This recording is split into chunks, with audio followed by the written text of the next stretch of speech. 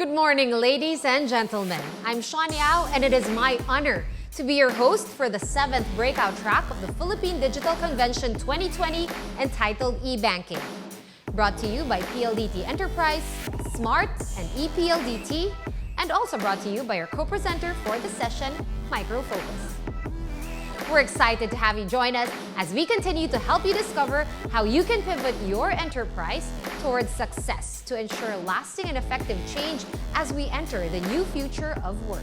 Truly, this year's Philippine Digital Convention is set to be like no other, as this is the first all-virtual iteration of the convention. But as we like to say in PLDT, pivot or perish. And this virtual convention is but a manifestation of how we've transformed in the light of the current business landscape. Likewise, we hope that it serves as a venue for you to find ways for your organization to continuously evolve. But before we get to that, we would once again like to thank our official event partners.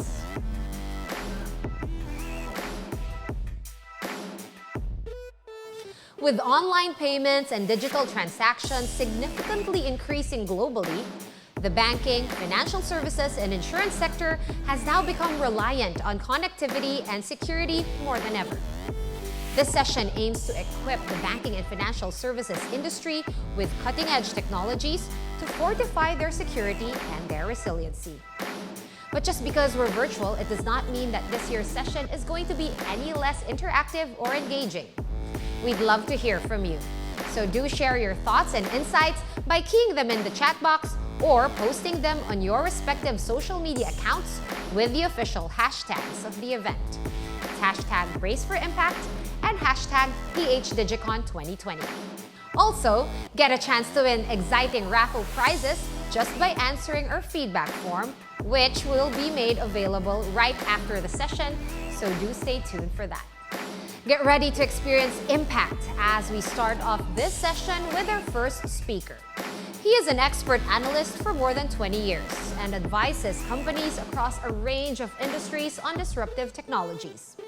He focuses on how new tech, such as blockchain and AI, can give users a future competitive advantage. And he is here to give us the latest news, trends, and developments on e-banking.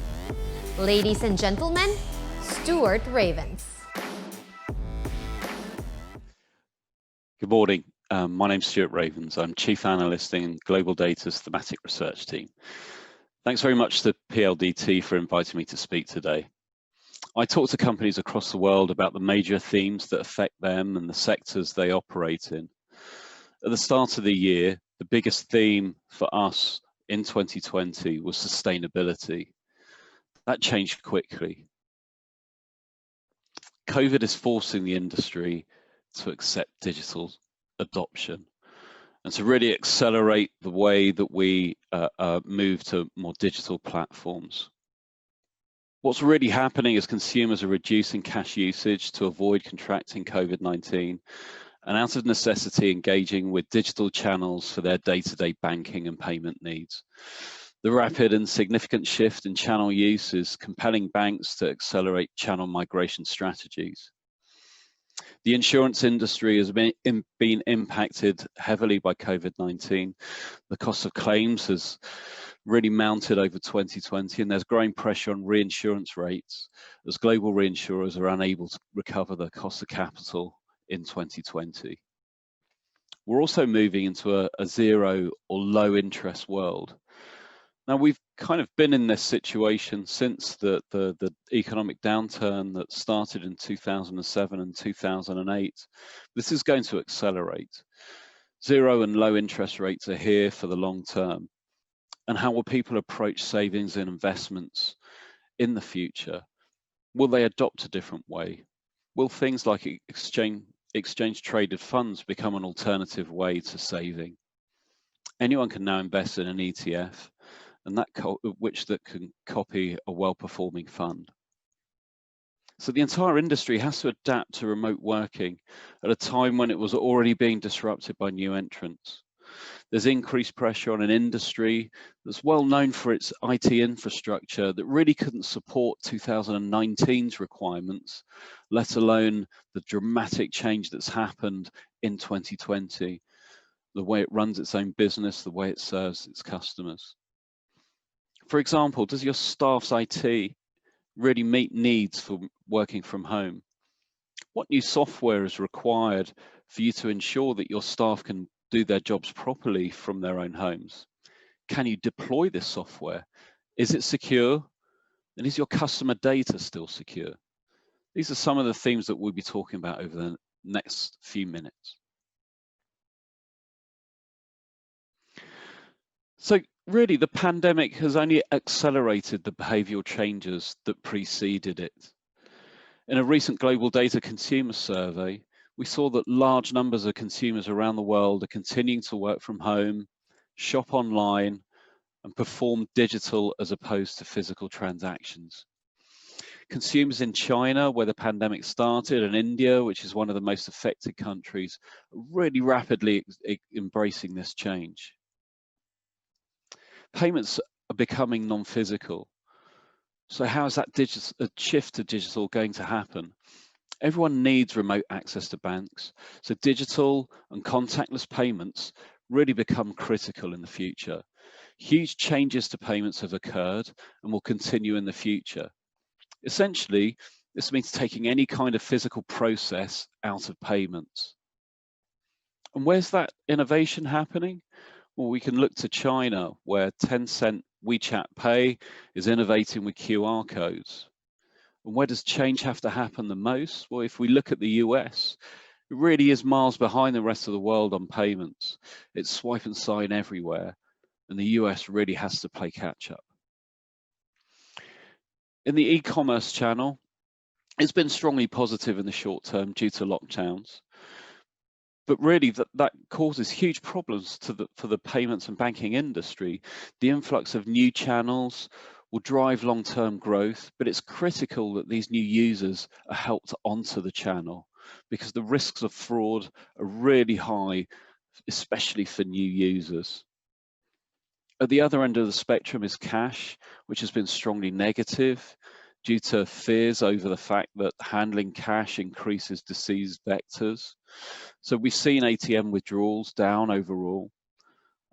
We may well be accelerating the death of cash, but really we're not quite there yet. One of the fastest areas of growth will be mobile payments, particularly as we come out of lockdown and people start shopping in physical stores once again. Mobile really is the cleanest in-store payment option. It really has a clear reason to use over cards, which didn't really exist until COVID-19 struck. There are fewer restrictions in size of payments over contactless cards. And companies in North America and Western Europe really could be pushing this harder. We expect rapid growth in developing markets where mobiles and mobile banking are ubiquitous, and regions like North America and Western Europe will play catch up over the long term.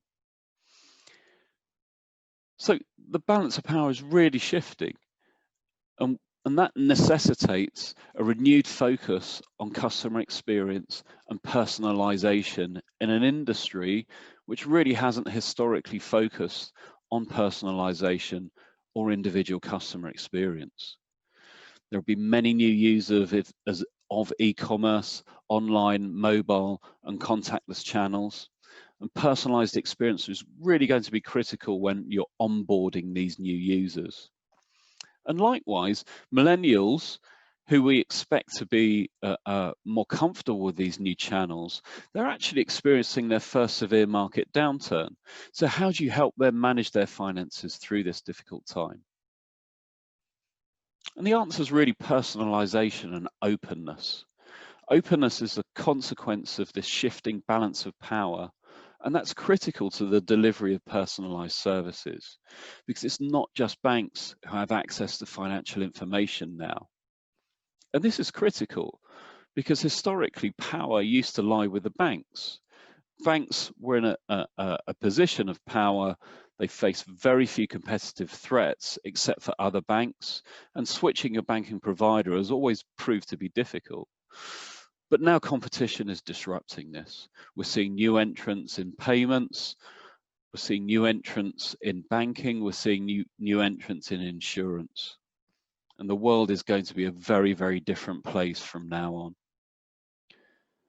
So customer education really is critical.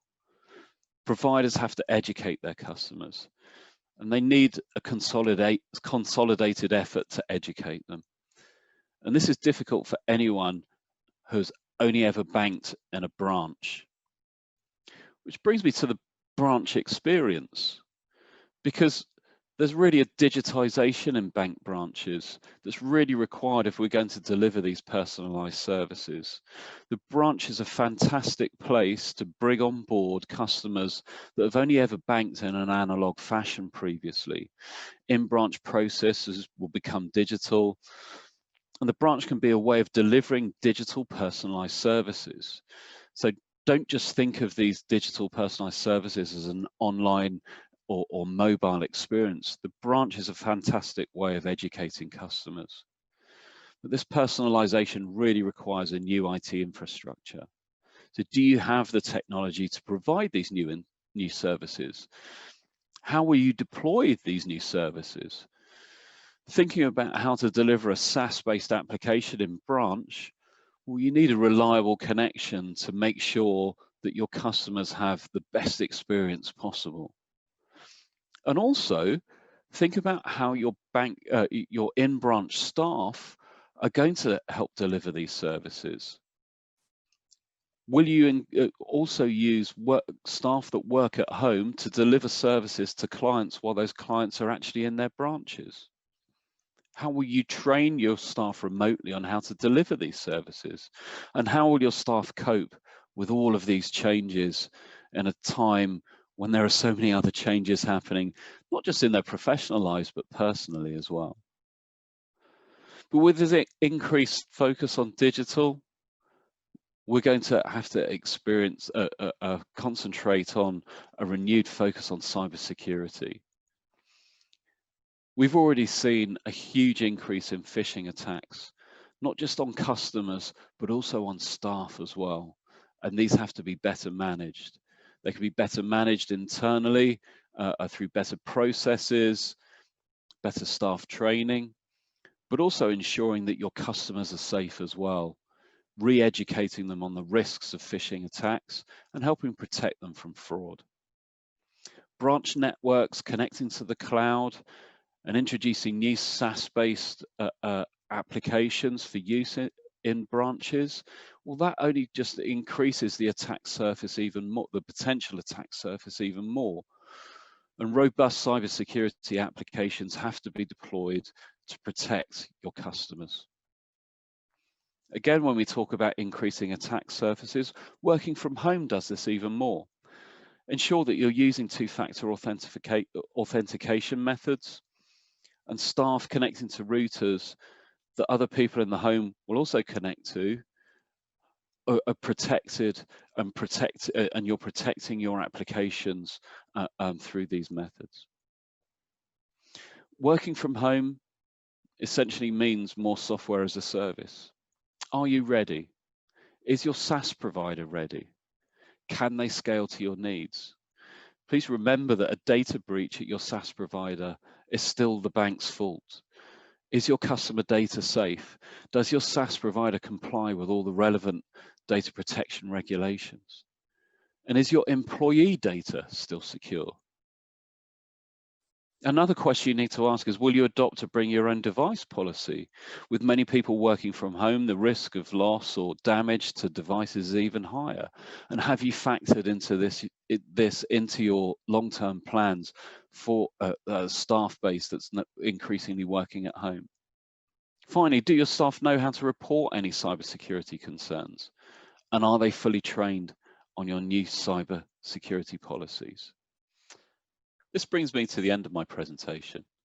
I think the key messages are that the financial services industry has to undergo significant change, and a time when it was already undergoing significant change, because COVID is only accelerating changes that were already happening. We're seeing power shift away from banks, and those banks need an increased focus on personalization within digital channels, which requires significant investment in new IT infrastructure. Thanks again for listening, and thanks to PLDT for inviting me. It leaves me to finish my presentation with one message, and that's to please stay safe. Thank you, Stuart. Our next speaker has been with PLDT Enterprise for 13 years, handling various portfolios from banking and financial services to fast-growing SME portfolio. Her knowledge on nationwide geographic portfolio coverage allows full understanding on the client's architectural needs. In her role, she aims to provide customized industry solutions to complement clients' initiatives to achieve digital transformation. Here to talk about transforming the local BFSI landscape, let us all welcome Justine Chuateng. Good morning, ladies and gentlemen. I'm Justine Chuateng from PLDT Enterprise, and today we would like to share a glimpse of the local BFSI industry and how the ecosystem is adapting to digital transformation. Regulators in our industry has been encouraging financial inclusion in various aspects. The Philippines, who according to Asian Development Bank ranks lowest in all of Asia for penetration in digital banking, has also embraced the new ways of banking. For our way of life and businesses to go on, it is imperative to adapt to digital financial services. On the local industry, banks urged by BSP have made it easier for consumers to bank virtually. Consumers have also quickly adapted to mobile and online banking. Second quarter traffic of this year has actually surpassed a whole year's traffic last year. A lot of programs has also been developed to help our hardworking segment, the SMEs. Likewise, PLDT has been working with various sectors to help fuel SMEs. It is also at this time that we see a lot of cyber threat actors taking advantage of the situation. Ransomware, phishing, cyber extortion, and launching of cyber espionage activities are common these days. It is therefore critical to have security by design services as top of mind. This is the current state of our country's financial inclusion. Lots remain to be done to be able to serve our brothers and sisters. Our local BFSI industry has been actively reaching out to all sectors of the market to serve them. With the advent of technology, this has been easier to consumers as well. It is therefore a goal of PLDT and SMART to be able to help this sector transition through the use of technology. With all this in mind, as this is all new and alien to a lot of consumers, at the center of this all is to be able to have ease of use and worry-free transactions to consumers. All consumers would like to have a secure cashless transaction. Now, how do we actually serve the market digitally? The nature of the BFSI business is extremely sensitive. With strict regulations and varied security outlooks, it isn't as easy to be disruptive or agile. If anything, what this scenario has showed us is that many of our internal processes are actually what hinder us from moving forward. To reach our consumers in high-tech, low-touch fashion, we would like to focus on how to improve customer experience and at the same time ensure resilient operations. Now, let us take a look at the new consumer behavior. Use cases of Bank of the Future shows that banks and financial centers will remain to be important customer touchpoints, albeit with new technologies in place. Our tellerless branch banking would not only have more machines to replace face-to-face interaction, but would also be having video conferencing rooms where customers can consult with officers and other specialists. This will also be true for our insurance companies. We will also be seeing more capabilities of ATMs for low-touch transactions. More than a means of withdrawing cash and balance inquiries, it will be an avenue for various after-sales concerns and bank service inquiries through video conferencing. We see a huge uptake in mobile transactions these days. Use of online banking and mobile app is not new to a lot of people, but it is new to the majority. Consumers are being served by contact center agents right in their own homes through omni-channel of voice, email, and chat.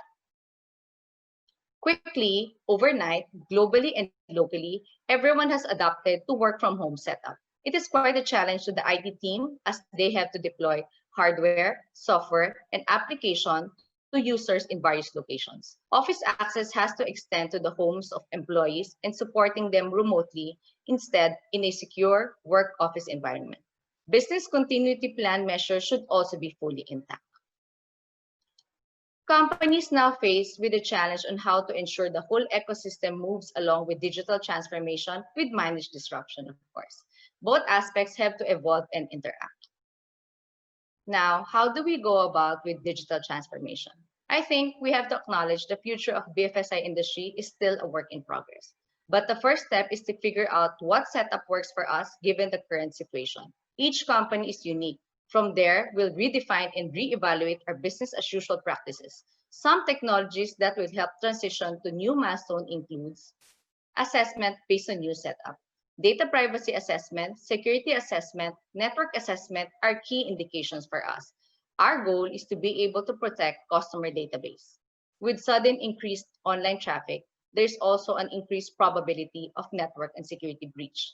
It is then highly encouraged to use only enterprise-grade tools that follows privacy by design principle.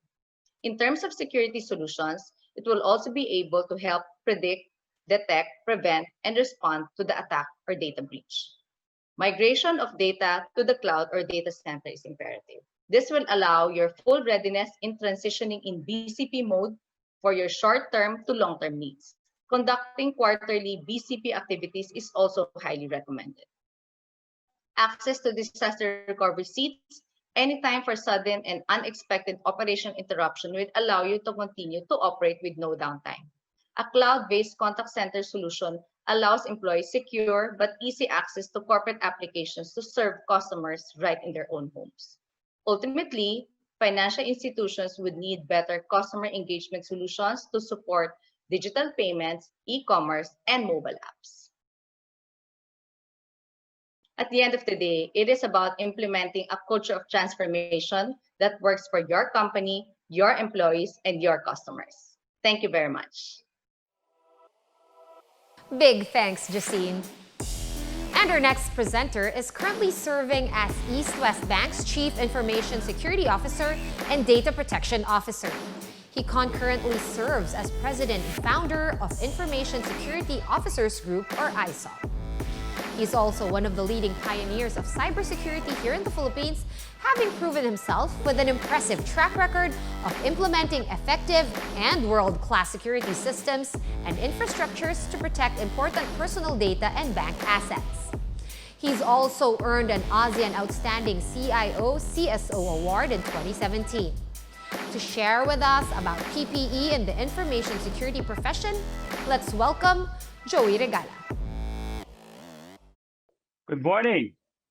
Probably one of the most common words or acronyms that you have heard or learned during the pandemic, aside from COVID-19, ECQ, or all other CQs, would be PPEs.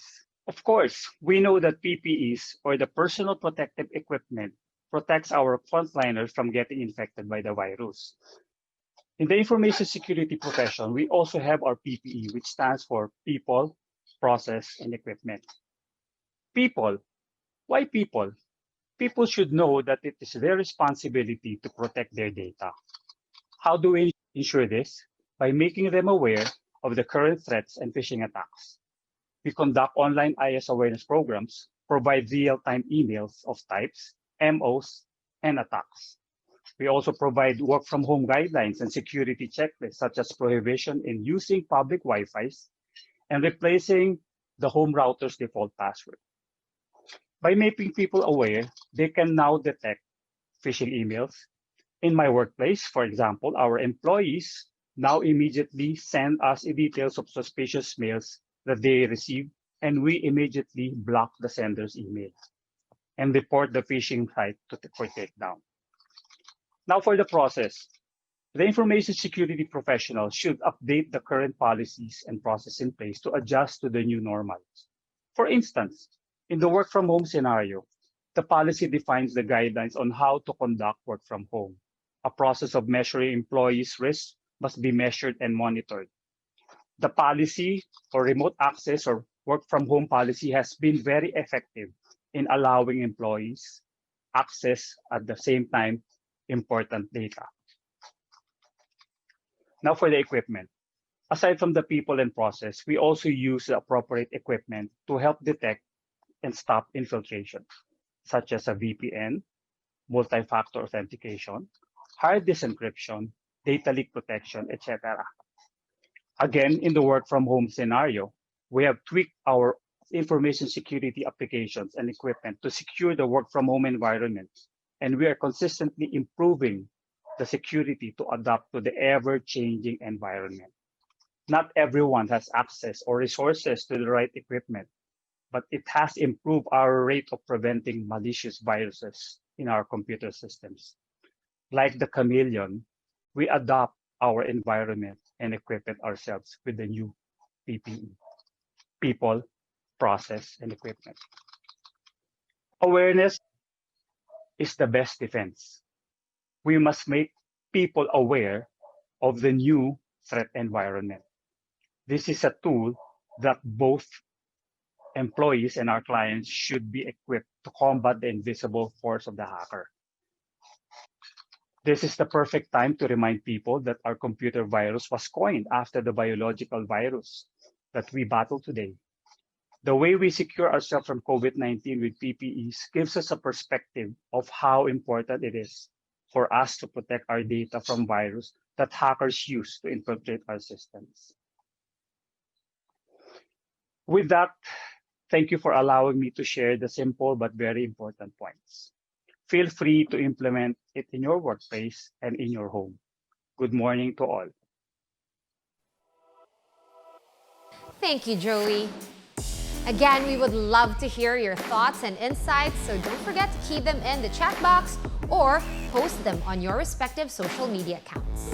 When doing so, don't forget to use the official event hashtags, #BraceForImpact, and #PHDigicon2020. Next up, we have the current president of the Rural Bankers Association of the Philippines. She is the first RBAP president from Pampanga Federation of Rural Banks and the first RBAP lady president from the Confederation of Central Luzon Rural Banks. To share with us about the digital transformation in rural banks, here is Elizabeth Carlos Timbol. Good morning, everyone. Thank you, PLDT, for your kind invitation to speak before you and our esteemed guests today. Thank you for the very warm introduction. I am Liza Carlos Timbol of GR Bank and Rural Bankers Association of the Philippines. I am here to talk to you today on what the banking industry, particularly the rural banking sector, is doing on the call for digital transformation. The buzzword right now is the new global and unified economy, or simply the digital economy, which is brought about by this digital transformation. Technology has connected us all. This transformation is creating, improving, and modifying existing practices and protocol through the adaptation of technology and the innovation it brings, with the end goal of ensuring a secure, reliable, fast, safe, vibrant, and resilient economy. This is changing from the old ways to the new, the analog to the digital. With this, our financial industry is no exception. Our regulator, the Bangko Sentral ng Pilipinas, has mandated that all banks adopt these new technologies and improve on its traditional banking services to ensure financial inclusions for Filipinos. This is not truer for us in Rural Bankers Association of the Philippines. This we take to heart since the rural banks cater to the grassroots. We are one closest to the Filipinos, and with our 3,272 branches and more than 16 million bank clients, we plan to bring the Filipinos in the rural setting a more active participation in our nation building and to ensure their contribution to the economy. In short, ensure financial inclusion for all. The biggest challenge of digital transformation is changing the mindset. This is most evident in the rural bank sector, most especially to the family-owned and traditionalist rural bank members. They are more or less happy with the traditional ways of doing things. For example, traditional CASA and offering commercial loans. Our bank, GR Bank, is no exceptions from these problems and challenges. We were faced by similar issues and trials, but I am enormously happy to say that we have dealt head-on with these obstacles and has brought us to where we are right now, the biggest family-owned rural bank in terms of total assets. As RBAP president, I firmly believe that this can also be true for all our members. With technology, our 25 brick and mortar branches suddenly saw a virtual and digital expansion and explosion through our driverless services. Services that we can offer now because of technology. Technology makes this easier for us. I believe that partners like PLDT and Smart Telecom can help our members achieve what we have achieved in GR Bank and bring them to the new really we are enjoying now towards your services through your technology and innovations. Responsive, relevant digital services and greater access to financial services and what our communities need now in these challenging times. That is exactly what rural banks are doing to stay relevant, pursuing digitalization through collaboration with partner banks and other fintech companies. The crisis forced Filipinos to go digital given the limited mobility. This is evidenced by the surge of 4 digits exponential growth of more than 1,000 times in terms of consumer adoption. You can suddenly feel the impact of digitalization. Sustained trajectory is expected until a vaccine is found. Commercial banks and fintech companies are mobilizing their platforms to all RBs to have seamless, capex-free, and quick deployment of interoperable digital payments. This interoperability, open banking, and collaboration in action is likened to Bluetooth, or what they call seamless banking, not only to the Philippines, but in the entire world. You can now withdraw, transfer money, pay bills almost everywhere using your phones or laptops without the need to queue.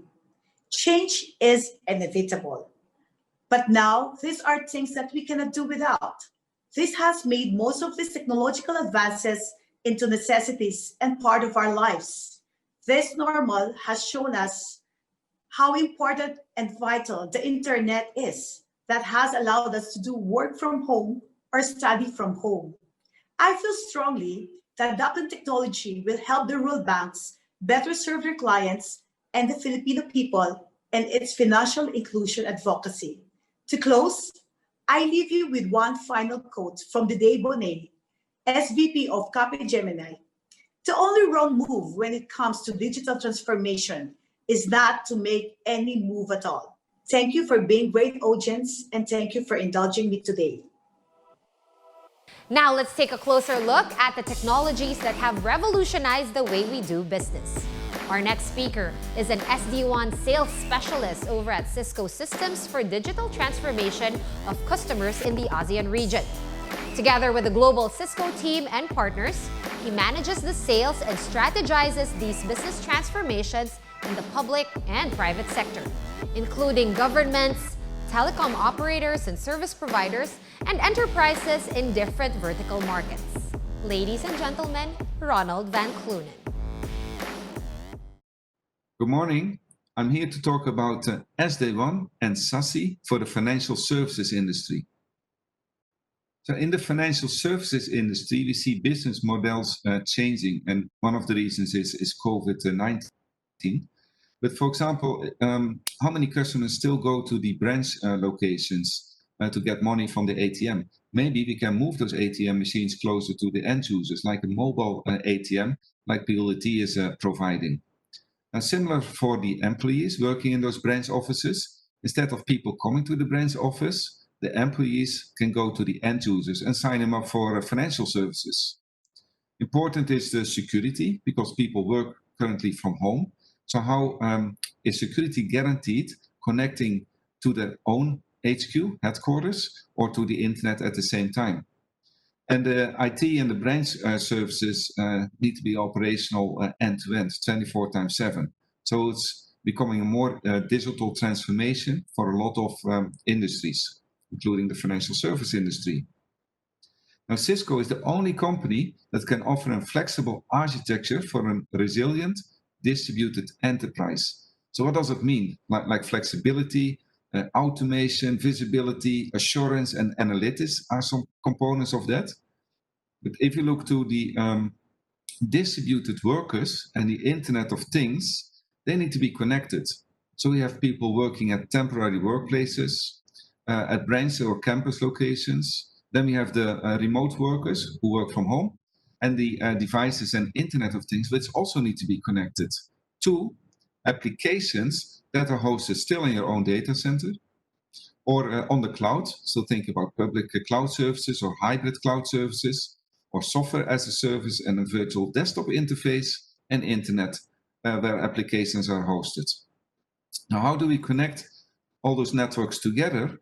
Is with a few network technologies. We call that intent-based networking, and that exists out of software-defined access, software-defined byte area network, and cloud edge-based services. Now, the software-defined access makes sure that security is guaranteed in this network, so that we actually don't mix those end users with the Internet of Things, certain compliances or micro-segmentation, we sometimes call it. And as day one, software-defined byte area network is helping to make sure that those security policies are end-to-end guaranteed, but also the quality of experience and quality of service is enabled from the left side to the right side. So that means that the application experiences need to be improved for those end users. Security is important in this type of setups where we look into zero trust security, micro-segmentation, identity-based authentication, and mobility. So think about Wi-Fi in the offices where we require mobile roaming, and policy and compliance end-to-end in your network is something what an organization needs to focus on in this digital transformation strategy. Now, if you look into the business value of software-defined byte area network, SD1, so this is a report done by IDC, but 38% is actually a cost reduction on the byte area network operations. So that means looking into the underlay, so the connectivity lines, where we can save some costs by migrating from MPLS to Internet, as an example. We can look into the skills transformation, how we utilize skills in an operational environment, and also look into the troubleshooting costs to reduce, because we have now better application visibility end-to-end, and that is also a cost reduction from where exactly is this problem in this network to be solved. 58% is faster to implement policy and configuration changes. That is done by a technology called automation, where firmware distributions can be done easily, configuration changes, security policies, quality of service policies can be distributed. And then 94% is less unplanned downtime because of this visibility, where actually the technology is helping you to give insight in your operational environment. That means instead of reactive managing your network, you can now do proactive management. So you can actually see a trend and the impact on the operational communication of those end users over the network. And that saves a lot of money. So Cisco SD1, if you look into Gartner critical capabilities for the wide area network edge infrastructure, then the capabilities are listed on the left side. So you see the circuit load balancing, direct internet access, centralized management and orchestration, circuit cost savings. But Cisco has some extended capabilities in the multi-layered security aspects, in the application optimization, and the enterprise scale. Multi-cloud partners are very important, and that's also an enabler for SD1, software-defined wide area network, beyond the branch. So you look as one trend, Microsoft Office. A lot of organizations, they consume Microsoft Office services from the cloud by combining it with Microsoft Azure services. But why does this traffic all need to go via HQ, via the internet to the cloud? Maybe you want to have direct internet access with increase the performance and again, the quality of experience of those end users. Amazon Web Services, where you can host on-prem devices or virtual instances on those network. Equinix for co-location. So in the data center market, you also see that's an enabler for SD1. And then Google Cloud Services for multi-cloud networking fabric type of solutions. Last but not least, SASE, Secure Access Service Edge, is an upcoming trend. And that works together with SD1. So what is SASE? On the left side, you see network as a service. That's basically all the connectivity services you need with all the benefits. On the right side, you see the network security as a service. Because a lot of organizations are moving to the cloud, they also need to be secured. So the security services will be hosted on the cloud as well. So that includes firewall as a service, secure web gateway, cloud access security broker, and zero trust network access. So basically it's combining the network services and security together to guarantee for all those end users working from home or at a branch location to make sure that they work securely and consume all the different applications in the cloud or in your own data center. So I hope you see the importance of SD-WAN and SASE for your business. And I would like to invite you to join our panel sessions and our question and answer sessions. And also visit the Cisco booth. Thank you very much. Thank you for that, Ronald. Right, here to demonstrate and show us practical applications of various technologies, redefining how the e-banking sector can collaborate better in the new future of work. Please welcome Senior Manager and Head of PLDT Enterprise Strategic Solutions for the BFSI industry, Leno Tapat. Good morning, everyone. I'm Leno Tapat from PLDT Enterprise Strategic Solutions. Today, I'll be sharing with you practical applications of e-banking solutions offered to the local BFSI industry. For the past 7 months, the COVID-19 pandemic has greatly impacted the lives and lifestyle of every Filipino. We have become more conscious of our health and well-being.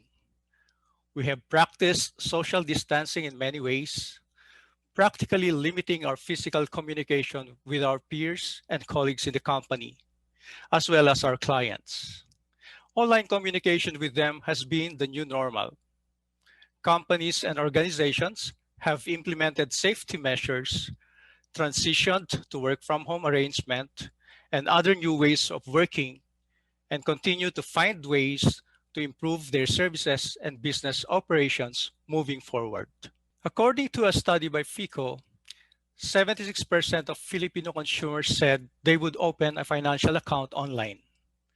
40% of respondents were opening online financial accounts for everyday transactions, 38% for credit cards, and 33% for personal loans. More than 51 million Filipino adults remain unbanked due to lack of enough money, lack of documentary requirements, and refusal to open a bank account. Also, the survey showed 60% of Filipino adults have a mobile phone, while 53% use the internet. However, only 12% of mobile phone owners and 9% of internet users use their mobile phones and the internet for financial transactions. And according to a Manulife survey, in the Philippines, 64% of the respondents found ways to be more physically healthy than before COVID-19 and have increased reliance on e-commerce, online, and digital services. Based on a survey conducted prior to COVID-19, this is the level of each institution on their network readiness and digital transformation. There are some challenges on network connectivity for those in the rural and remote areas, difficulty to back up and centralize data, real-time access to collection list and payment posting. And in terms of future trends, BFSI is exploring SD-WAN to be able to transform their wide area network between branches and head office to be more resilient, reliable, and secure with network visibility and access to the data center and cloud-hosted applications. We also see rollout of wireless and managed devices for field agents. Online banking and fintech apps are expanding channels for banks, financing companies, and credit cooperatives. And what are the key business challenges? Across industries, businesses are faced with several challenges as they manage remote workers. Work disruption stoppage, and access restrictions continue to impact the business and operations of the company. Even after switching to remote work options, work from home employees have challenges in achieving the same desktop experience. Also, there are challenges in monitoring business productivity and efficiency. Risks associated with poor security and compliance while enabling remote work. Available options hamper productivity and experience. Compliance with physical distancing norms, managing risks of infection spread, and adjusting workspace strategies to ensure seamless experience. And these are some of the recommended top technology adjustments to adapt to these challenges. 1. Access anywhere. Availability of collaboration, productivity, and mobility tools, whether you are in the office, on mobile, or work from home environment. Number 2, resilient network infra and IT operations. Number 3, enhanced security in terms of protecting your corporate data, customer information, IT and network assets, financial transactions.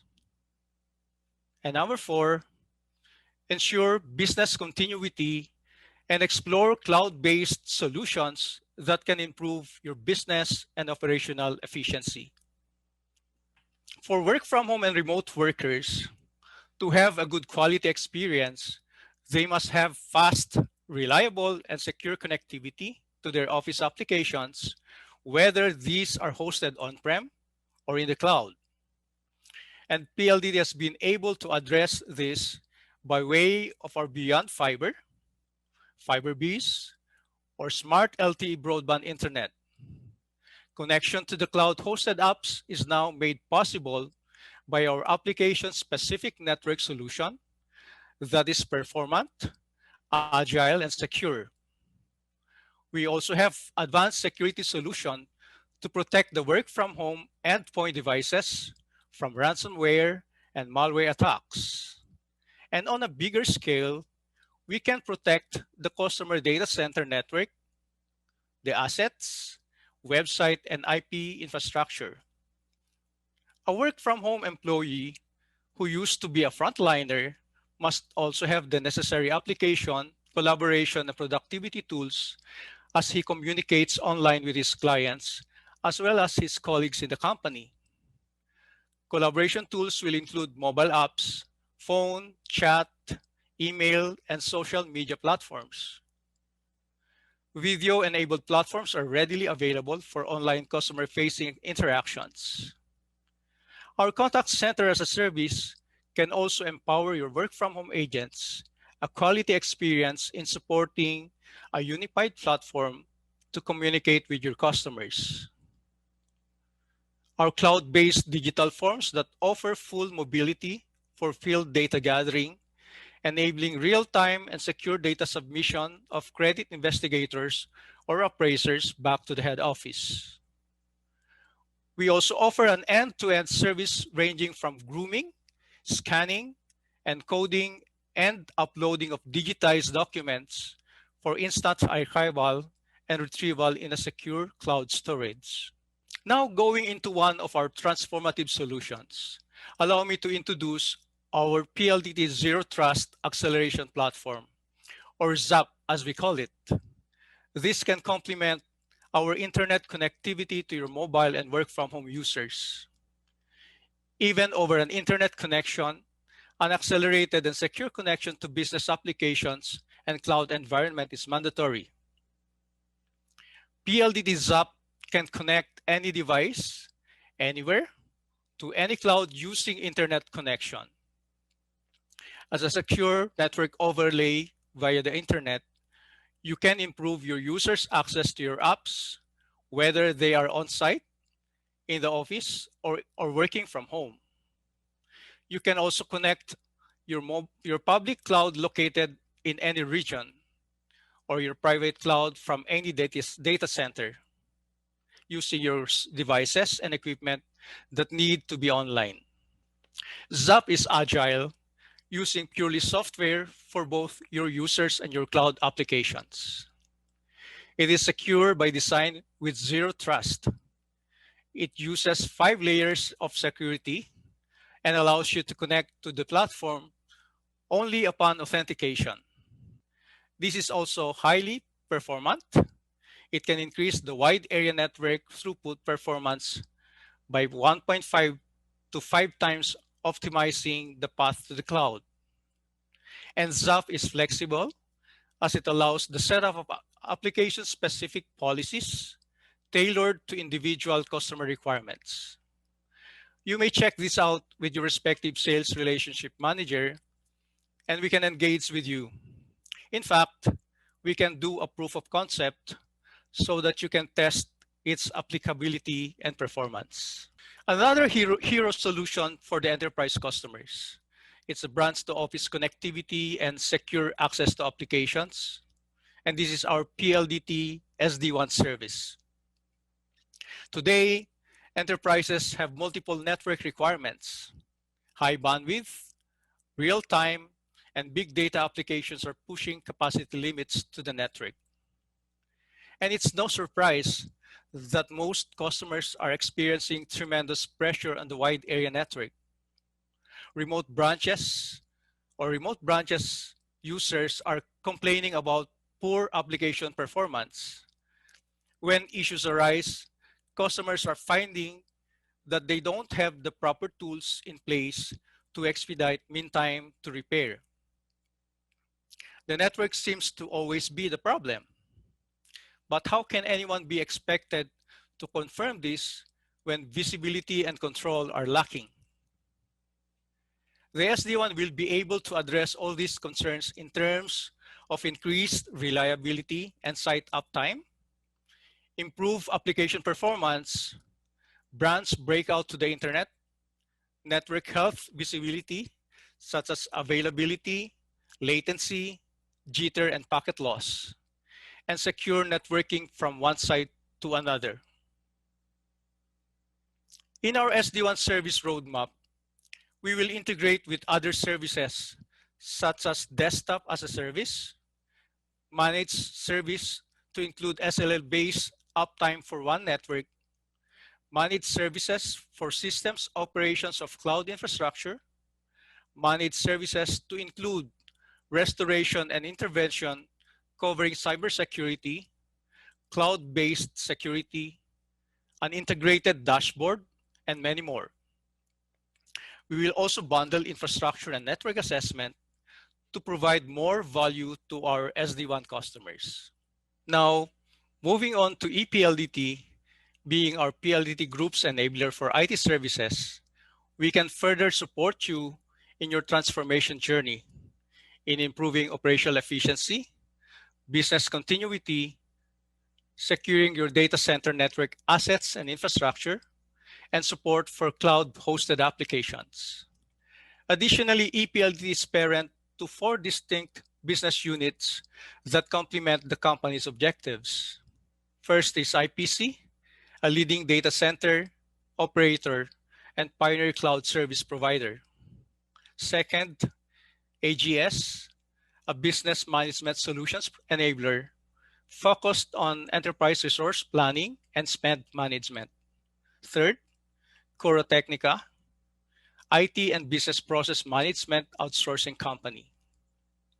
And the fourth, EPDS, client communications managed service provider, engaged in document management and digital printing. Our Vitro data center hosts a number of services ranging from colocation, cloud, disaster recovery, tape vaulting, managed servers, security, and other network-related services.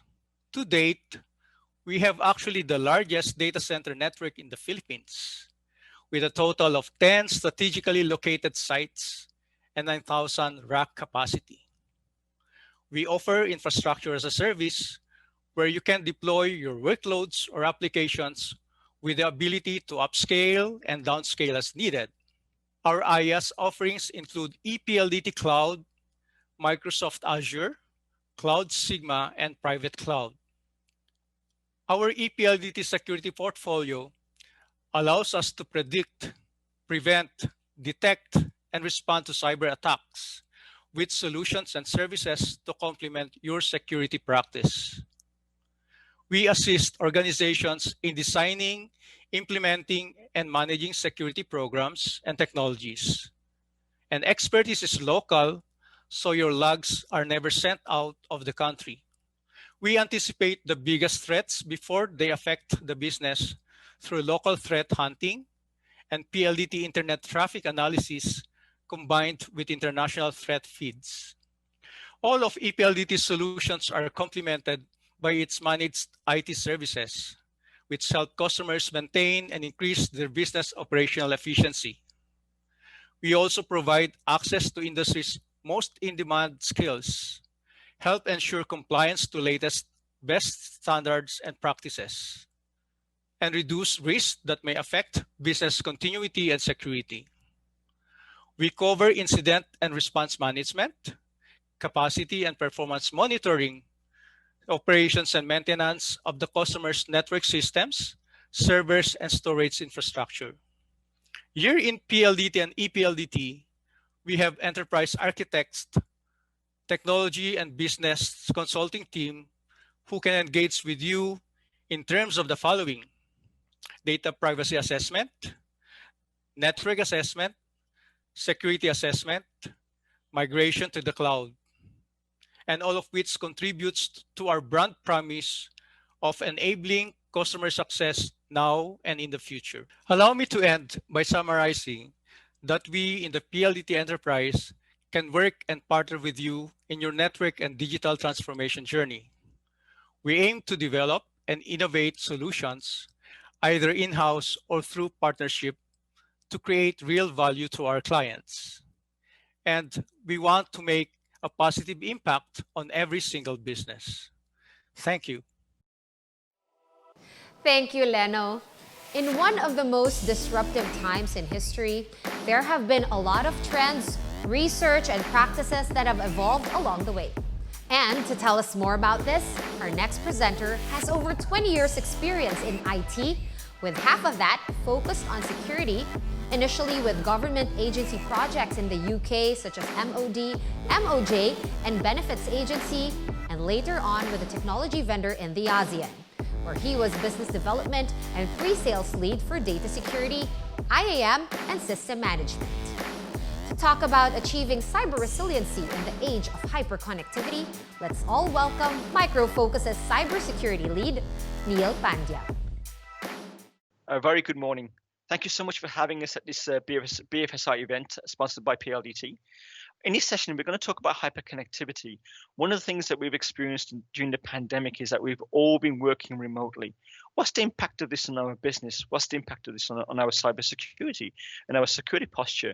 We're going to look at a number of areas around hyperconnectivity where we've seen enterprises struggle sometimes, and also look at capabilities that have been needed to address the needs of hyperconnectivity, especially during remote working. So let's get started. So let's just have a look at what hyperconnectivity is all about. Before the pandemic, we all had already started and embarked on some type of digital transformation, whether it was involving mobility and access, or reducing cost, or agile cloud deployments. We were already going through some kind of transformation, and then the pandemic happened. So let's just have a look at the impact that this pandemic happened on us. Well, what it did was it accelerated the digital transformation.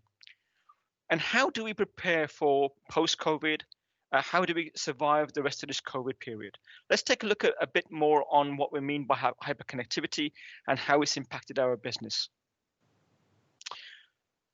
We've talked about, for many years now, we've talked about securing the perimeter.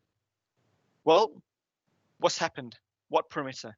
So many of us are working remotely, and one of the things that we found is that before COVID, one of the things that we used was VPN, for example, to help us to have a very secure connection to our corporate infrastructure, intranets, and so on.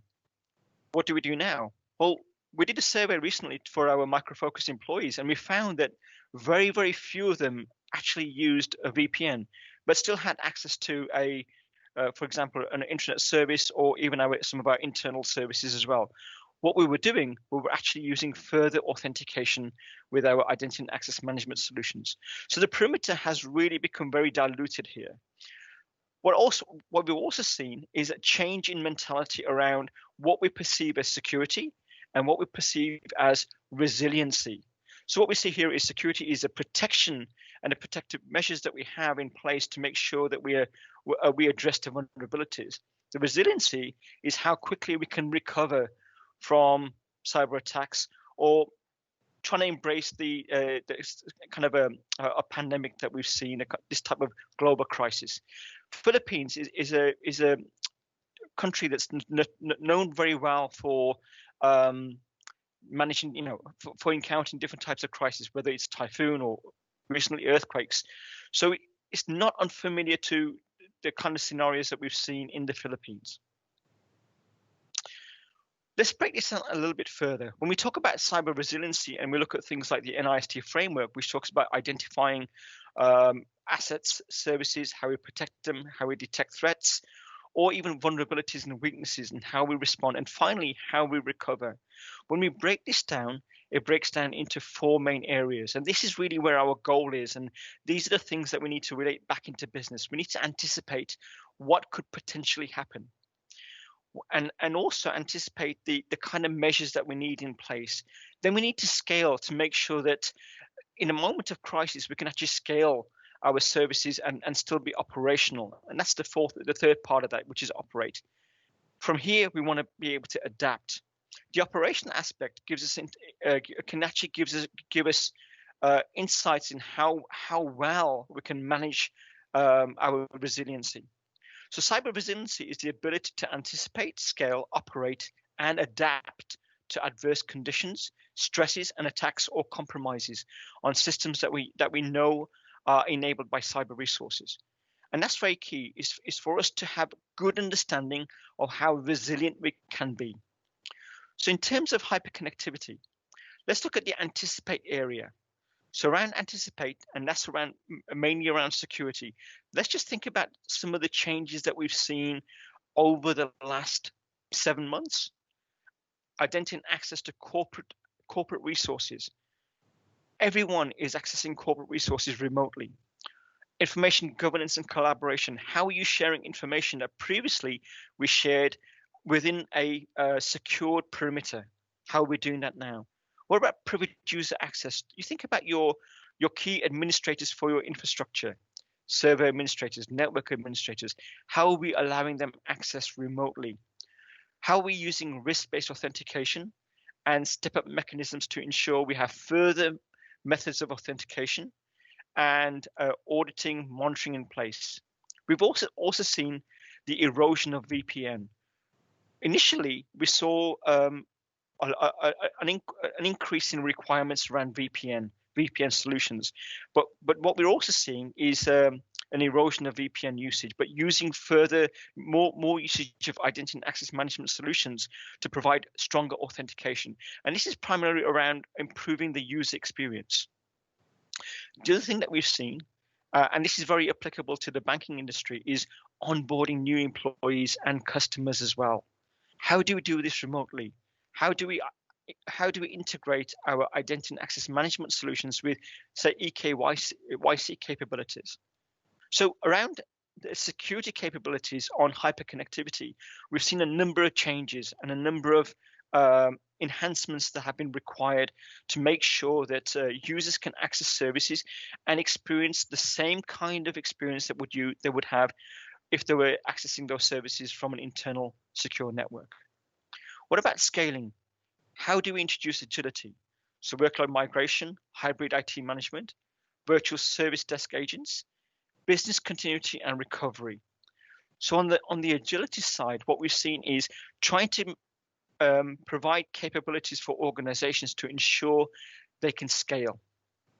The next area that we found is ensuring that we can deliver services at speed. Is my network performing as it should be? My application performance, response to threat via automation. How can we accelerate delivery of services and applications and also resources? optimize service availability, user experience. User experience is very, very key here because here in what we've, if you look at contact tracing, for example, many of us now have mobile apps which will allow us to scan QR codes before we enter a premise to ensure that we can provide the right information to health organizations. If those apps are taking a long time to perform, it does introduce kind of frustration. So we want to make sure the user experience isn't compromised or affected in any way. And finally, how do we adapt?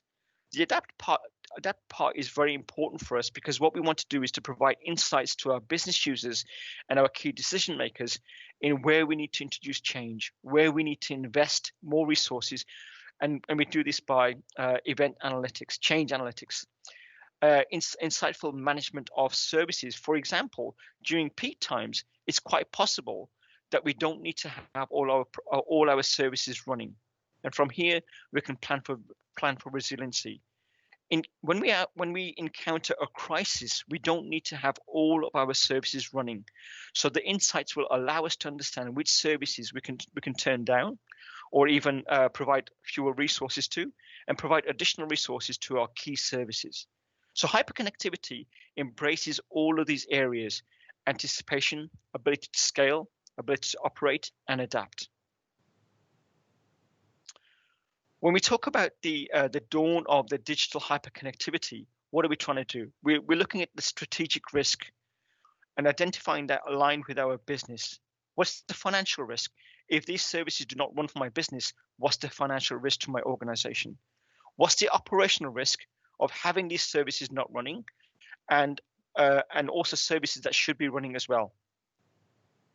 Phase D is about ensuring that we have resiliency across all of the business requirements, from strategic, financial, and operational as well. When we look at the resiliency, all of these cyber aspects come into this as well. The risk to transform to digital, information governance, and cyber resiliency as well. And we want to look at a number of areas as well. So cyber resiliency is also about having remote workforce coming back into on-prem, back into the internal network and into the internal perimeter. So when the remote workforce goes back into the back into the office and back into the corporate premise, what impact will that have? For example, I use my laptop all the time working remotely, but I also use my laptop while I'm working remotely to check my personal email. Am I introducing any new vulnerabilities or any new malware onto my workstation? So when I go back into my workplace and I connect my workstation to the corporate network, are there any new vulnerabilities that I'm introducing? It's quite likely that my workstation has not been patched for a number of months because I've been working remotely. So there's a number of considerations that we need to have when we look at hyperconnectivity. And finally, what I want to talk about is how Microfocus helps customers. When we look at enterprise DevOps, we look at hyperconnectivity and how we can help you with application testing, from security, from performance, and also in terms of functional testing, to ensure that your applications can function at scale. When we look at hyperconnectivity, hybrid IT management, whether your IT resources are on premise or in cloud, and how you manage that and how you scale for hyperconnectivity. Security risk and governance, we talked about that in a bit of depth here. But think about information governance, identity governance, collaboration. The predictive analytics actually gives us the insights to ensure that we can adapt. And that's it for me. Thank you so much for attending my session. We talked about a number of areas where we can help you. And Microfocus can help with enterprise DevOps, for example. And we talked about performance of applications. So we can provide you with the technologies to test your performance, test your security. We talk about hybrid IT management, whether your infrastructure is on premise or in cloud, and make sure that it performs during times of a crisis and during times of hyperconnectivity. We talked in a lot of detail about the security risk and governance. We talked about information governance, identity governance, information collaboration, and there's areas that we can help you in that as well. And also the analytics part. Do visit our booth. We have some wonderful prizes to give you, and we do hope you'll take some of those prizes away, and also give you a chance to share and ask questions with our panel members at the booth as well. Once again, Thanks for having us here, and we look forward to speaking to you again. Thank you. Thank you, Neil. Indeed, there is so much that enterprises, large or small, can do with the solutions and technologies that we have today. So, let's hear what some of them have to say and what they look forward to with our services. Let's all welcome President and CEO of Union Bank, Edwin Bautista, Vice President, Division Head for Technology Management of First Metro Investment Corporation, Eric Salazar, and Chairperson of the Cooperative Union of Batangas, Dr. Angelito Bagui. Well, the vision for the company is to build a bank of enduring greatness. And to back that up is our sense of purpose, which is really to elevate lives and fulfill dreams of our customers. But we're doing it in a unique way in that we are leveraging on our digital transformation experience and learnings to help whoever wants to learn from our own experience. So the corporate customers, the growing community of SMEs, even the public sector. Our goal is to help everyone tech up so that we become, as a country, globally competitive. In fact, we have an advocacy, and it's called Tech Up Pilipinas. Well, we were already well into this digital transformation, but even it was accelerated because of this lockdown. So today, we're able to operate all of our branches, and most of our head office staff are working from home. So we're able to support all of this big surge in digital transactions. As of April already, the volume of digital transactions had already outstripped or outpaced the number of physical transactions that we have in the branches. And even after the lockdown, the trend did not reverse. So we're now seeing more digital transactions in Union Bank than physical. And what this means is it's putting to test, it's testing our ability to be able to service huge digital volumes. And it is here that I'd like to thank our partners like PLDT for making sure that the highway continues to be open, because you do provide us with the digital highway infrastructure. So despite the higher traffic, the highway remains open and at a high level of reliability. And I'd like to thank PLDT for that. We treat PLDT as a partner, and let us work together to provide more exciting products and services to our customers. Those related to 5G in particular. We think that the era of smart cities are starting to manifest themselves. We see that the government is now really getting serious in as far as digital transformation. And as Filipino companies, I believe we have an obligation to help the public sector achieve these goals, because it will help the country. So let's do this together. So we also have this advocacy, Tech Up Pilipinas. I invite PLDT to join us in this endeavor and help us provide the financial services that our Filipino brothers truly deserve. Thank you. Well, First Metro envisioned being the premier investment bank by providing innovative financial solutions in the Asian region. The global pandemic changes the market conditions dramatically, leading the technology to reduce the strategic plan. Well, normally, face-to-face meetings, events, recognitions are effective in increasing teams' productivity and ability to organize future plans. The new normal addresses a serious challenge when it comes to productivity and income. Investing to technology will definitely increases the allocated budget. Knowing the reality of the organization when facing global crisis would entail business disruptions, financial loss, prolonged system outages, and might be out of the business in years. But if we will look into our world today, everything is becoming digital. Our collaboration with EPLDT transformed these challenges. We've engaged with them for 7 years, increasing the productivity of having a backup recovery site servicing its clients 24/7. The PLDT efficiently safekeeps and protects the information of the organization complying to the government regulation. First method envision putting everything in the cloud, developing its core systems through mobile technology, transforming the platform into serverless and paperless architecture. At this point, we are looking towards cloud technology as a major breakthrough of traditional banking and reshaping its business into digital transformation, setting transactions all over the world. With respect to um, um, the division, as a union, we are tasked to be to have a vibrant cooperative movement, actively supporting the realization of a just, prosperous, and peaceful society. As to mission, CUB's role is to capacitate the members by through training support services, providing access to information, education, and communication, raising awareness of members, and advocating for family formulation, enactment, and enforcement of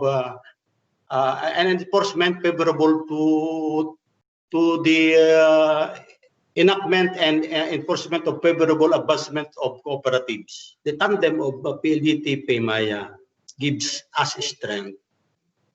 And the strength is the connectivity, internet connectivity, and awareness through that connectivity of our members. That's the basic service, I think, that the tandem of PayMaya PLDT gave us as a union. And so, as I've said earlier, when there are barriers on the early stage, now that barrier will be erased and we can openly talk to them. Thank you, and we look forward to servicing more like you. And now, let's discover the notable tools and technologies that have been essential in the sudden digital shift in this industry. Our next speaker has earned 15 years in the IT industry, having multiple roles from finance, marketing, product management, channel management, retail marketing, and today, covering endpoint pre-sales for Dell Client Solutions Group. In her role today, she ensures that her customers are given the right solutions around their endpoint devices, management, security, and work-from-home solutions that will fit their respective environments. And to talk more about the workforce transformation under the new norm, let us all welcome Dell Technologies Client Technologist, Valerie Fontano. My name is Val Fontano, and I'm the Client Technologist from Dell Technologies. And I'll be discussing to you this morning on how Dell can help you with your workforce transformation journey, especially in this new normal. As we all have been caught by surprise by the pandemic, our businesses still needs to continue. Our organization is faced with many challenges, and as a great number of us has to work from home, we need to understand the complexity that's brought upon IT managers and to ensure how these corporate devices are still secured, how to optimize their performance, and the list just goes on. And on a user standpoint, how do they get access on the productivity apps and tools that they need to work seamlessly? Dell has an incredibly broad portfolio of products that ensures that we can tailor fit the right devices for your employees, regardless of the way they do work and the environment that they are in. This level of innovation isn't just limited to our corporate notebooks and desktops. It is a part of our DNA, and it can be found across our entire portfolio from desktops, notebooks, workstations, and even zero clients. Hardware alone doesn't deliver everything your organization needs.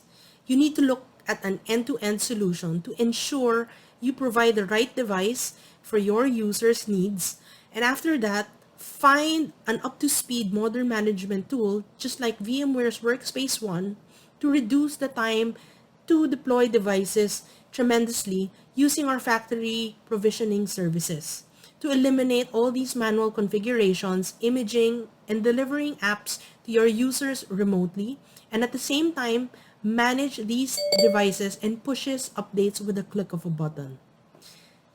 This solution is perfect for us, especially being in a remote environment or remote office. It reduces the face-to-face interactions and dependency through a secure and automated process.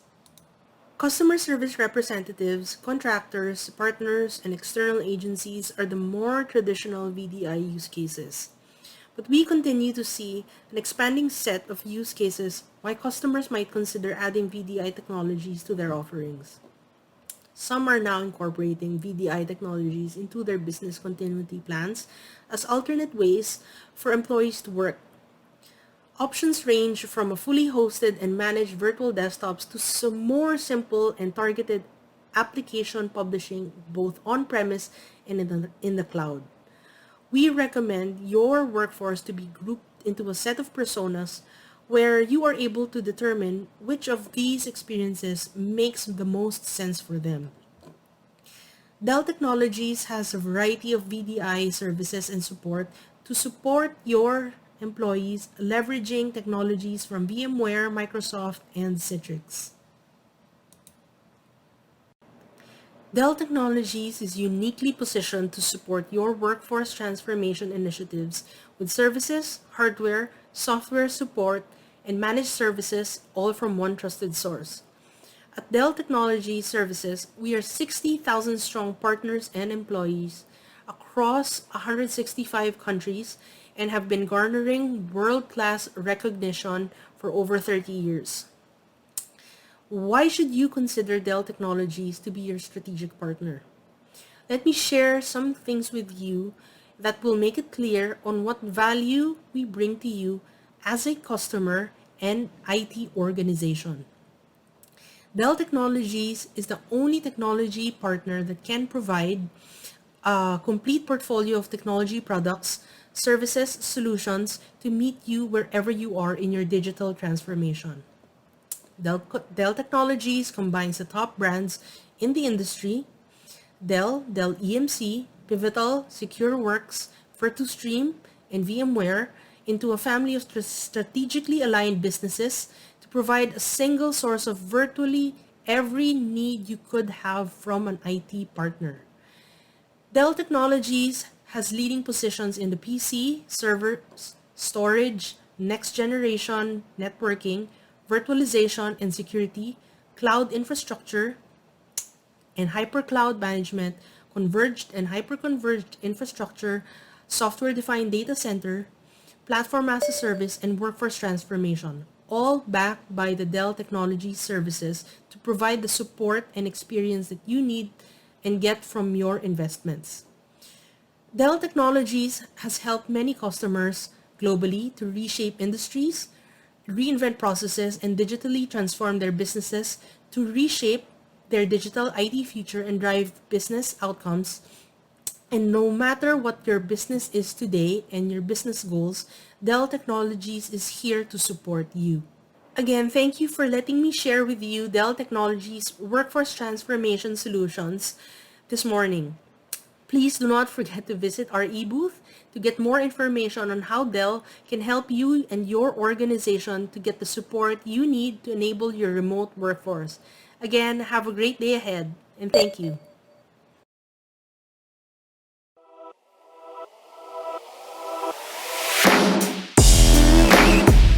Key in your questions, comments, and suggestions via the chat.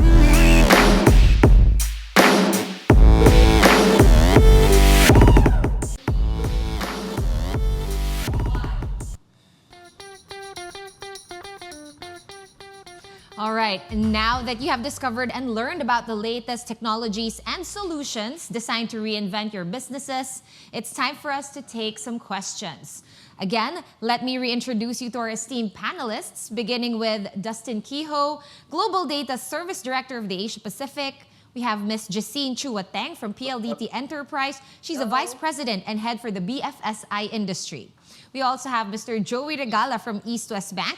He's the Chief Information Security Officer and Data Protection Officer. We also have Ms. Elizabeth Carlos Timbol from the Rural Bankers Association of the Philippines, of which she is the President.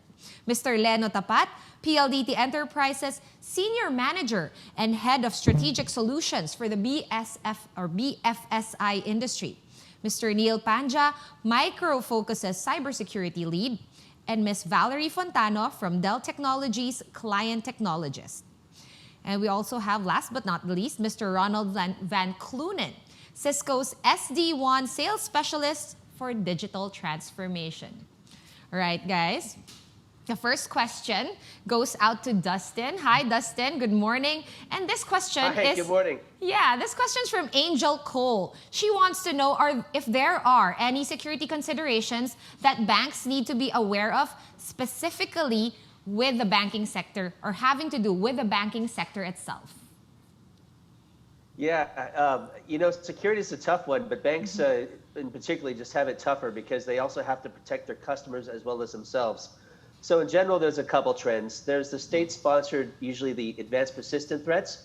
Those are ones that are heavily financed, very targeted to the sector, sometimes can be assisted by a malicious state actor. There's, unfortunately for banks, they also have their own malware families, if you believe that. So there's particular types of malware that are self-propagating and very malicious, and also carry other types of malware that spreads across the network, including the customer's network, and tries to infect as many things as possible. There's the expanded threat surface, so not only the banking systems and the networks, but cloning of the ATM cards, infiltration of the SWIFT network. There's also sometimes the insider threat. There's a couple different variants of that, everything from the employee that clicks on anything, not knowing the difference between malware and an ordinary email attachment, to the one that's a little bit more malicious in nature, that's trying to work potentially with criminals or with the underground to exfiltrate data from the bank. So yes, in general, they have a lot going on, a lot of challenges, but let's think about security another way. And I break it down to 5 no's.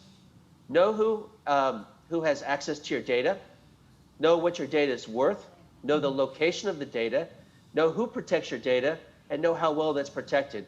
The latter part speaks to proportionality. So think, if you know the value, protect it to the value that it's worth.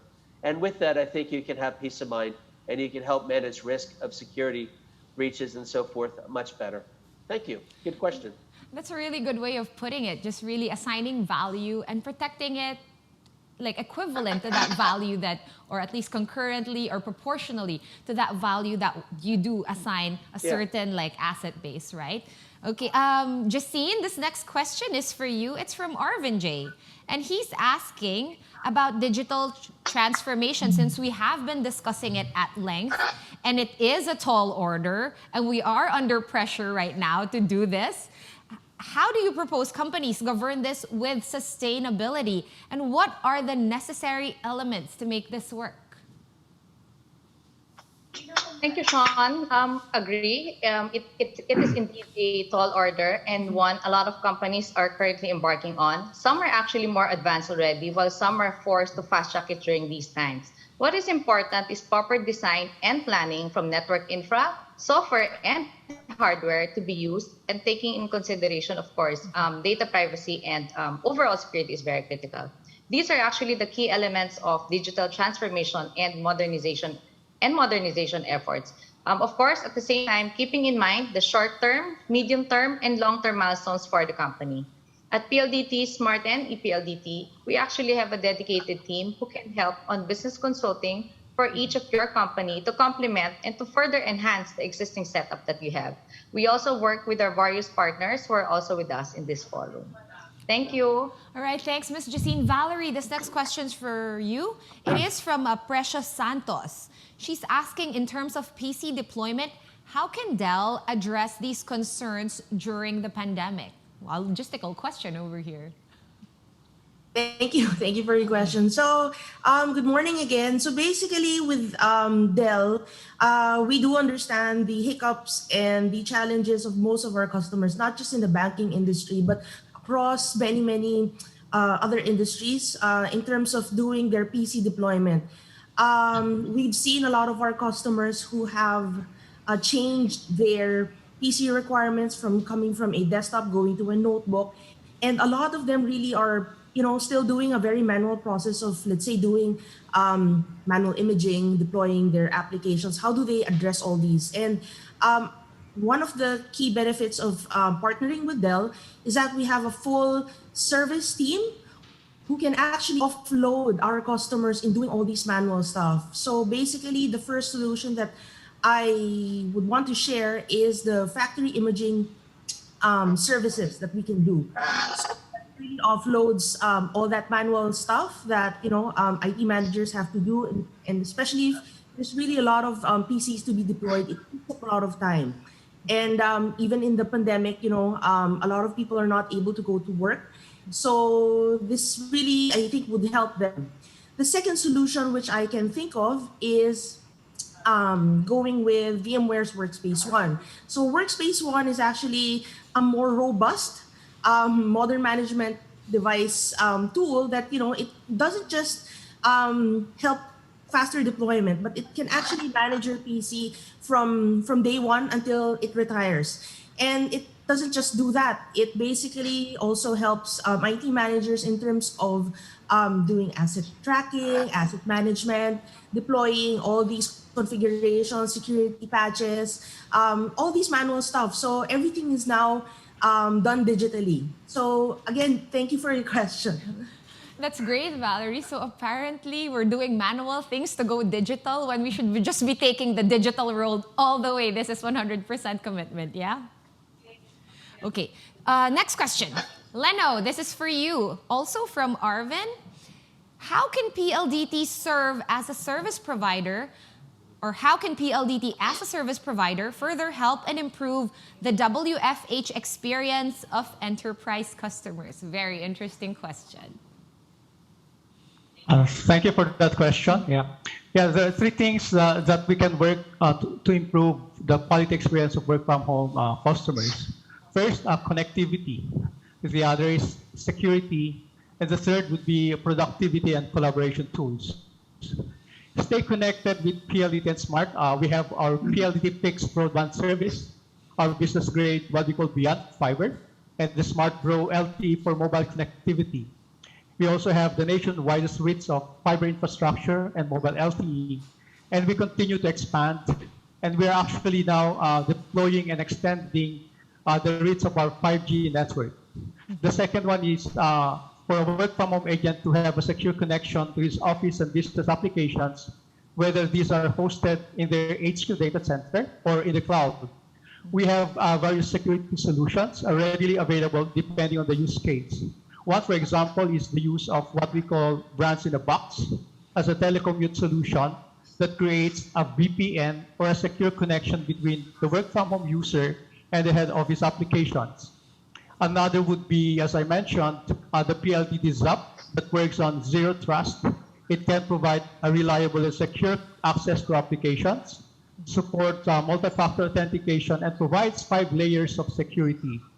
The SD1 can also be extended to a work-from-home environment, especially for clients who are already subscribed to this service.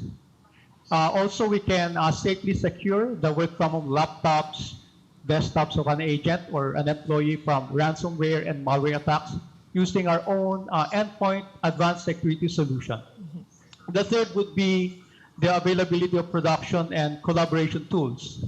We have our readily available contact center as a service, which allows work-from-home agents to have a better voice quality experience and can also support omni-channel, that is voice, email, a chat, SMS, and social media. We have extended this for CCaaS telecommute deployment. And on top of these, we also offer productivity and collaboration tools for online meetings and video conferencing, such as Microsoft Teams, Cisco WebEx, and Google Meet. So all these under PLDT Enterprise suite of solutions that can help our customers to be more productive and efficient in a work-from-home environment. This will allow them to connect to other people, to their end customers, as well as their office applications seamlessly, securely, and consistently. So yes, we will engage with you, and rest assured that we will be there to support you in your journey and be a trusted partner. So stay connected and collaborate in a safe and secure workplace environment. All right, looks like you've got the Thank you. entire thing there from the start to the end. 360 support from PLDT. Where do I call and sign up? We'll talk about that later. For now, the next question goes to Miss Liza. This is from Miss Daisy Jane. She's asking how rural banks are coping with their digital transformations. Okay, thank you. Yeah, traditional mindset is what has holding us before. Meaning technology is not needed and expensive as our clients, especially the bank sectors, are traditional. While this may hold still true in some ways, one thing constant is change. Our clients are also evolving, hence, we need to innovate and adopt to stay relevant. Otherwise, we will be left behind. In line with this, the Rural Bankers Association has been promoting digital literacy to our members in order to provide avenue channels on how to speed up digital transformation. We are now in the stage of upgrading our digital infrastructure, promote and breed digital mindset through proper training and commitment. We are now integrating digital transformation in all areas of our business, such as delivering value and convenience to customers.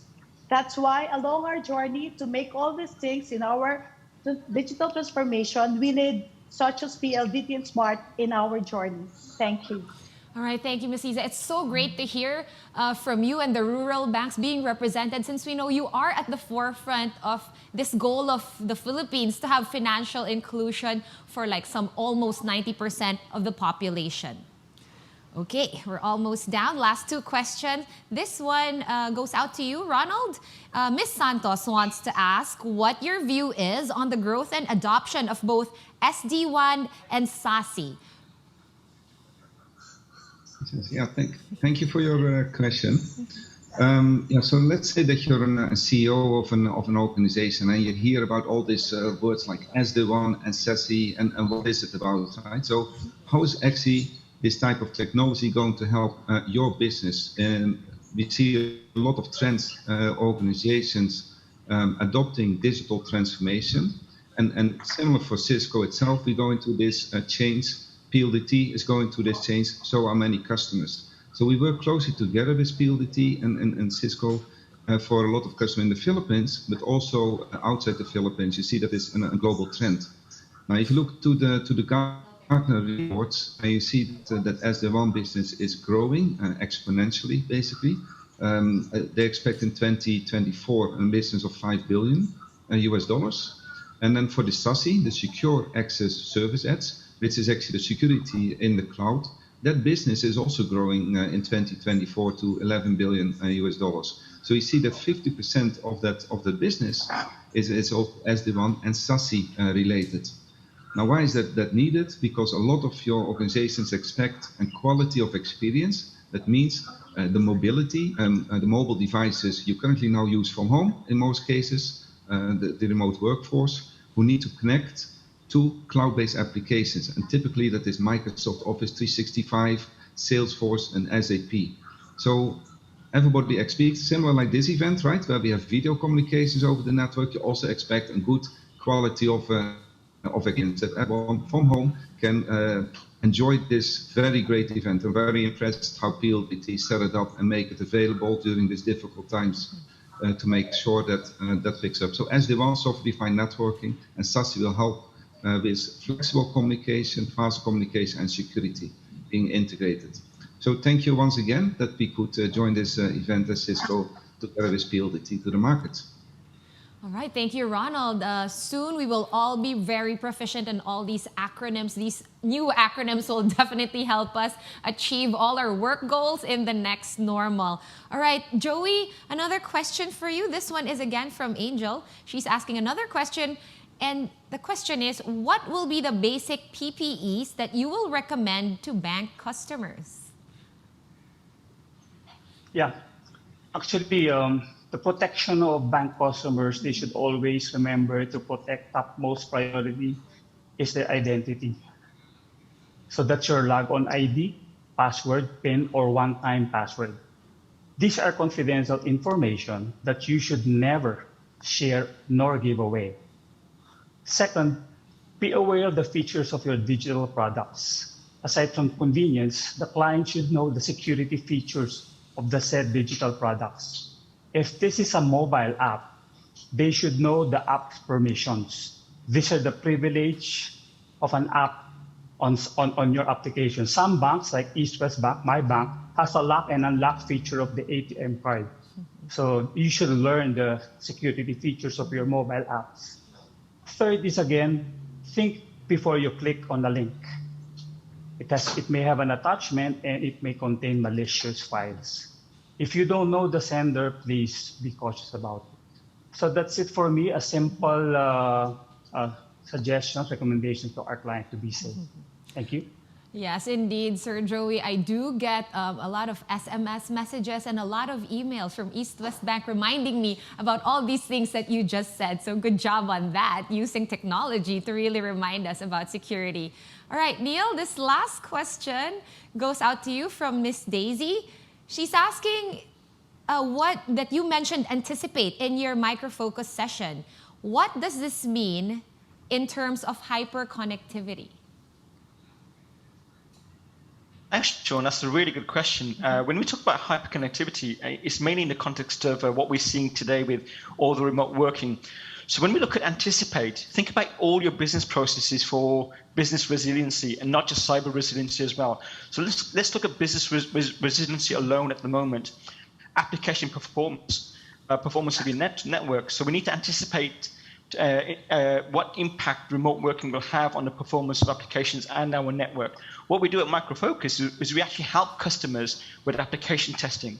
This is the security testing of applications, performance testing of applications, and also the functional testing. So when we anticipate peak transactions during, say, Christmas time or end of month or end of quarter, we can make sure that our applications can scale and perform. The other area of anticipation is also around cyber resiliency as well. So if you think about everyone is on the network now, the public network, because we're all working remotely, that's a big risk. So what we want to do is, when we look at anticipation, we can anticipate the known vulnerabilities, but what about the unknown vulnerabilities? So we have a supervised learning and also unsupervised learning. So what we do at Microfocus is we have technology which uses AI and ML to help us understand what is the unknown vulnerabilities using unsupervised machine learning. And this is mainly mathematics and mathematical modeling, which gives us insights into unusual behavior, for example. And that will help us anticipate where unknown risk resides. And this will then help us in areas of automation, orchestration, and automated response, which then reduces the burden on our security teams. Great question. Thank you. And thanks for the participation in this event. Yes, Neil, very, very good to hear about all these security concerns and how to address them and how to anticipate them and staying really 2 steps ahead of malicious hackers, if to put it very simplistically. Now, there's a follow-up question for you. I'm going to squeeze this in. The use of analytics has been around for several decades. Can you tell us why there seems to be a renewed hype for analytics? Sure, that's a really, really good question. The techniques have been around for a very, very long time. The challenge that we've had is that we've not had the technology to allow us to apply the techniques that have been around for a long time. For example, in order for us to do analytics really well, we need a large sample of data. The larger the sample of data, the more accurate our predictions can be. And that goes back to the earlier question on accurate anticipation. So what's really good now is we have these large data platforms, big data platforms, which allow us to ingest large volumes of data and do analytics at great speed, whether it's on premise or in cloud. At Microfocus, we have a vertical platform, which is a big data platform, which allows us to ingest data at speed and apply analytics. Now, that's part of it. The other part is to use a scientific approach to give us the findings, which is the mathematics that's been around for a very long time. So, you're a very smart woman. You may have done statistics at university or college. We did mathematical models, and we have a hypothesis. It's applying those techniques. So it's a very, very good time to use that technology to help us with the AI and ML. Yeah, well, one thing I'm really happy is that we have computers to help us hash out all the data and the statistics and all the quantitative techniques. So much easier now. I get you, and I totally get why it's having its time in the sun again. Thank you very much, Neil, Joey, Justine, Dustin, Elizabeth, Leno, Valerie, and Ronald for taking your questions today. Oh, okay, this is a really good question, so I'm going to just squeeze this right in. They're telling me I have some more time. Justine, this one's for you. The Philippines has always been conservative with online banking, but how different really are behaviors now? And how will this accelerate adoption for cashless and online transactions? Also, what is the roadmap for the sector's digital transformation in the next 3 to 5 years? Yes, that was really 3 questions. Justine? Thank you, Sean. Actually, yes, online banking has been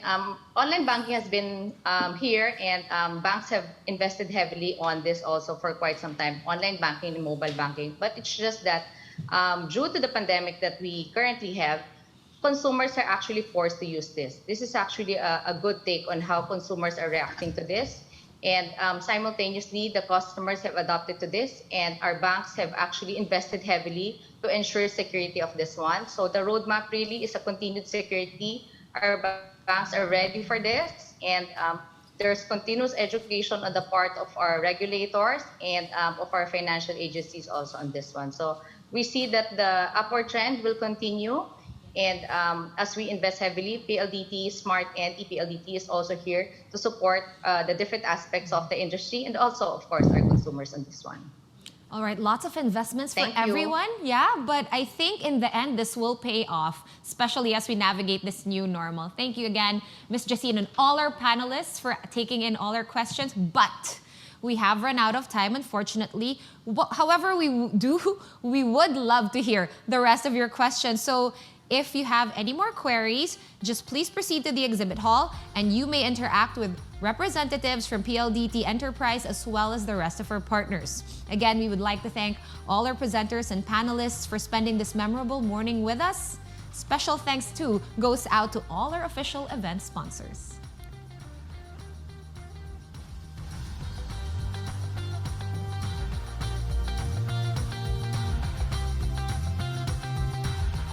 Right, to all our delegates, thank you again so much for tuning in, even if I don't see all of you. Again, you can get a chance to win exciting raffle prizes just by answering our feedback form, and that will be flashed on your screens just after the program. So do stay tuned for the e-travel and e-tourism. We have e-government and e-manufacturing and e-logistics breakout sessions. Still a full day ahead of us today. But don't worry, because you get more chances to win other premium prizes. So once again, I am Sean Yao, and this has been The Impact of Business Transformation featuring eBanking of the Philippine Digital Convention 2020, brought to you by PLDT Enterprise, Smart, and ePLDT.